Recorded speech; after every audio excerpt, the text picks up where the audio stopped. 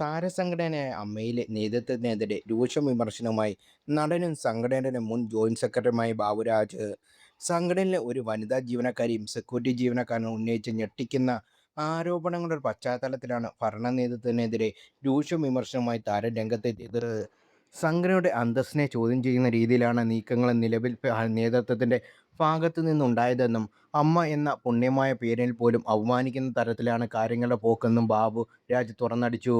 സ്ത്രീ ശാക്തീകരണത്തിന്റെ പേരിൽ അധികാരമേറ്റവർ സംഘടനയുടെ ക്ഷേമപ്രവർത്തനങ്ങൾ അട്ടിമറിച്ചുവെന്നും പാവപ്പെട്ട കലാകാരന്മാർക്ക് നൽകി വന്ന സഹായം നിർത്തലാക്കിയെന്നും അദ്ദേഹം ആരോപിക്കുന്നു.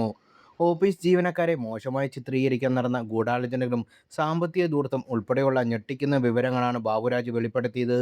വർഷങ്ങളോളം ഒത്തൊരുമയോടെ കൊണ്ടുനടന്ന സംഘടന ഇന്ന് ഭരണപരമായ അരാജകത്വവും വ്യക്തിപരമായ താൽപ്പര്യങ്ങൾക്കും വഴിമാറിക്കൊണ്ടിരിക്കുകയാണെന്നും അതുകൊണ്ടാണ് പ്രതികരിക്കാൻ തയ്യാറെന്നും ബാബുരാജ് ഓൺലൈനിൽ നൽകിയ അഭിമുഖത്തിൽ പറയുന്നു. അമ്മയിൽ നടന്ന സംഭവങ്ങളെല്ലാം അറിഞ്ഞു. അമ്മയിലെ ജീവനക്കാരെ അതുല്യ എക്സിക്യൂട്ടീവിന് നൽകിയ പരാതിയും വായിച്ചു. ആ പരാതി വായിച്ചാൽ ആരുടെയും തല കറങ്ങിപ്പോകും. അതാണ് അവസ്ഥ. എന്നോട് ഇപ്പോഴത്തെ കാര്യങ്ങളെക്കുറിച്ച് ചോദിച്ചാൽ എനിക്ക് പറയാനുള്ളത് ഇതാണ്. ഇത്തവണ മത്സരത്തിൽ നിന്ന് മാറി നിൽക്കാൻ തന്നെ കാരണം അമ്മ എന്ന സംഘടന ഒരു മഹത്വം ഓർത്തിട്ടാണ്. ആരോപവിധേയനായ ആൾക്കാർ മത്സരിക്കാൻ പാടില്ല. ഇത് അത്രയും ദൈവികവും പുണ്യവുമായ സംഘടനയാ എന്നൊക്കെ പറഞ്ഞ് കുറേ പേർ മുറവിളി കൂട്ടിയതാണ്.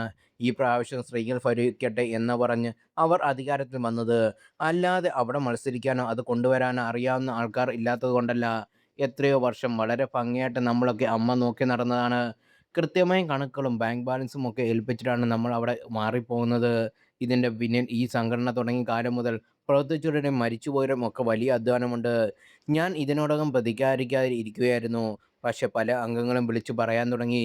ബാബുരാജ് പ്രതികരിക്കാത്തത് അയാൾക്കെതിരെ ഒരുപാട് ആരോപണങ്ങൾ ഉള്ളതുകൊണ്ടെന്ന്. അപ്പോൾ പിന്നെ നമ്മൾ മിണ്ടാതിരിക്കുന്നത് ശരിയല്ലല്ലോ. അമ്മയുടെ മുൻ ജോയിന്റ് സെക്രട്ടറി എന്ന നിലയിലാണ് ഞാൻ ഈ പറയുന്നത്. 7 വർഷം എക്സിക്യൂട്ടീവ് മെമ്പറായും 1 വർഷം ജോയിന്റ് സെക്രട്ടറിയായും ഇരുന്ന എനിക്ക് സത്യത്തിൽ ഇതൊക്കെ കണ്ടപ്പോൾ അത്ഭുതം തോന്നി. അവിടുത്തെ ഒരു മാനേജർ പോസ്റ്റിലെ ഒരാളെ പുറത്താക്കാൻ വേണ്ടി അവിടുത്തെ സെക്യൂരിറ്റിയുമായി അവർക്ക് അവിഹിത ബന്ധമുണ്ടെന്ന് വരുത്തിത്തീർത്ത ഗൂഢാലോചന നടന്നു എന്ന് പറഞ്ഞാൽ എന്താണ് ഈ അമ്മയുടെ ഓഫീസിൽ നടക്കുന്നത്? ഒരു സ്ത്രീയും പുരുഷനും മോശമായി ചിത്രീകരിച്ച് പുറത്തിറക്കാൻ നോക്കുന്നത് വളരെ മോശമായ കാര്യമാണ്.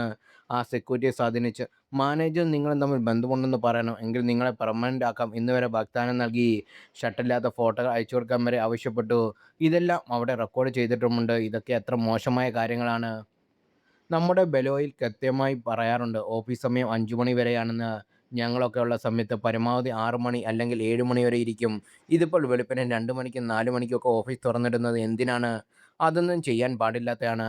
അവരെ വീട്ടിൽ പോയതിനു ശേഷം അവരെക്കൊണ്ട് ജോലി ചെയ്യിപ്പിക്കുക എന്നത് പറയുന്നത് തികച്ചും തെറ്റാണ്. പണ്ട് സിനിമാക്കാർ അവിടെ വന്നിരിക്കാൻ അധികം സമയം കിട്ടിയിരുന്നില്ല.